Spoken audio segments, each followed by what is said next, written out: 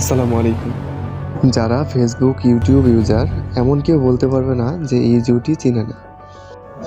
আর তারা যে স্বামী স্ত্রী এটা মিথ্যা নয়, কিন্তু মেয়ের একটু বয়স বেশি দেখে সবাই আলোচনা সমালোচনা করে।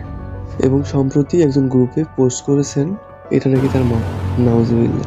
আমরা বাঙালি এতটা জঘন্য যে মুখ থেকে একটি কথা বের করার আগে আমরা একটু ভাবি না।